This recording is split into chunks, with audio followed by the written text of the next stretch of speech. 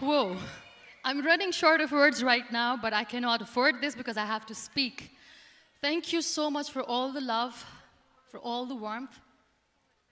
Thank you for accepting me. Thank you very much.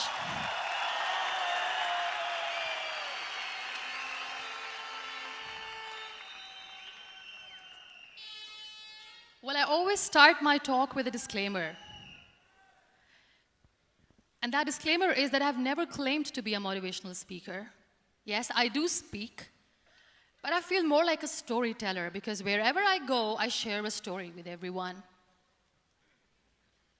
Well, it is a story of a woman whose perfectly imperfect life made her who and what she is today. It's the story of a woman who, in pursuit of her dreams and aspirations, made other people realize that if you think that your life is hard and you're giving up on that because you think your life is unfair, think again. Because when you think that way, you are being unfair to your own self. It's the story of a woman who made people realize that sometimes problems are not too big. We are too small because we cannot handle them.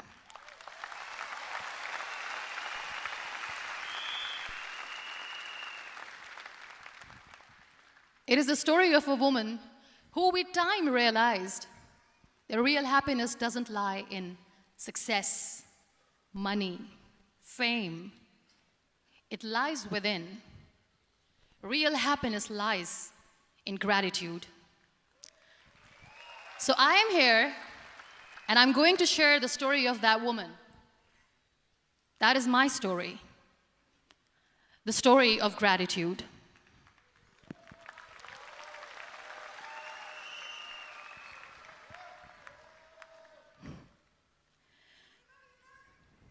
I love you too. I love you all. I believe in the power of words. Many people speak before they think. But I know the value of words. The words can make you, break you, they can heal your soul, they can damage you forever. So I always try to use the positive words in my life wherever I go. They call it adversity, I call it opportunity. They call it weakness, I call it strength. They call me disabled, I call myself differently abled. They see my disability. They see my disability, I see my ability.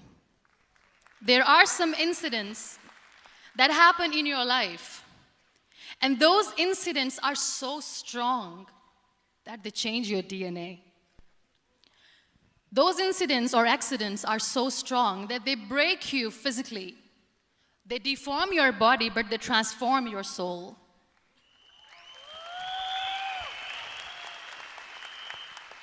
Those incidents break you, deform you, but they mold you into the best version of you. And the same thing happened to me. And I'm going to share what exactly happened to me. I was 18 years old when I got married. And this thing I'm sharing for the very first time on an international level. I was 18 years old when I got married. I belonged to a very conservative family, a Baloch family, where good daughters never say no to their parents. My father wanted me to get married. And all I said was, if that makes you happy, I'll say yes. And of course, it was never a happy marriage. Just about after 2 years of getting married, about 9 years ago, I met a car accident. Somehow my husband fell asleep and the car fell in the ditch. He managed to jump out, saved himself. I'm happy for him. But I stayed inside the car and I sustained a lot of injuries. The list is a bit long. Don't get scared. I'm perfectly fine now. Radius ulna of my right arm were fractured. The wrist was fractured. Shoulder bone and collarbone were fractured. My whole rib cage got fractured. And because of the rib cage injury, lungs and liver were badly injured. I couldn't breathe. I lost urinary bowel control. That's why I have to wear the bag wherever I go. But that injury that changed me and my life completely as a person and my perception towards living my life was the spine injury. 3 vertebrae of my backbone were completely crushed, and I got paralyzed for the rest of my life. So this accident took place in a far-flung area in the outskirts of a very small province, Balochistan, where there was no first aid, no hospital, no ambulance. I was in the middle of nowhere in that toppled car. Many people came to rescue. They gave me CPR. They dragged me out of the car. And while they were dragging me out, I got the complete transection of my spinal cord. And now there was this debate going on. Should we keep it here? She's going to die. Where should we go? There is no ambulance. There was this 4-wheeler Jeep standing in the corner of the street. They said, put her in the back of the Jeep and take her to the hospital, which is 3 hours away from this place. And I still remember that bumpy ride. I was all broken. They threw me at the back of the Jeep and they rushed me to the hospital. That is where I realized that my half body was fractured and half was paralyzed. I finally ended up in a hospital where I stayed for 2.5 months. I underwent multiple surgeries.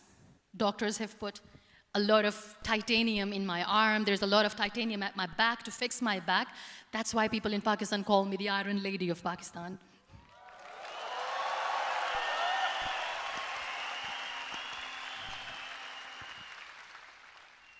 Sometimes I wonder how easy it is for me to describe all this all over again. And somebody has rightly said that when you share your story and it doesn't make you cry, that means you have healed.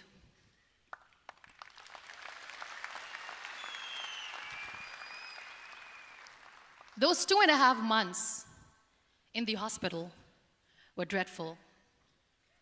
I will not make up stories just to inspire you. I was at the verge of despair. One day, doctor came to me and he said, well, I heard that you wanted to be an artist, but you ended up being a housewife. I have a bad news for you. You won't be able to paint again because your wrist and your arm are so deformed, you won't be able to hold a pen again. And I stayed quiet.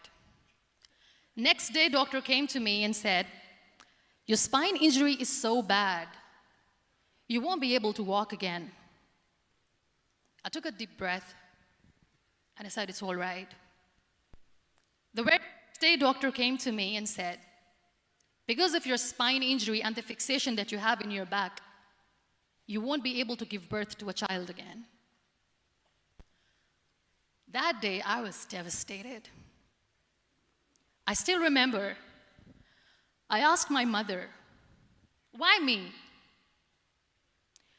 And that is where I started to question my existence. Why am I even alive? What's the point of living? I cannot walk, I cannot paint, fine, I cannot be a mother. And we have this thing in our heads, being women, that we are incomplete without having children. I am going to be an incomplete woman for the rest of my life. What's the point? People are scared. They think I will get divorced. What is going to happen to me? Why me? Why am I alive? We all try to chase this tunnel. We all do this because we see light in the end of the tunnel, which keeps us going. My dear friends, in my situation, there was a tunnel that I had to roll on, but there was no light. And that is where I realized that the words have the power to heal the soul. My mother said to me, this too shall pass. God has a greater plan for you. I don't know what it is, but He surely has.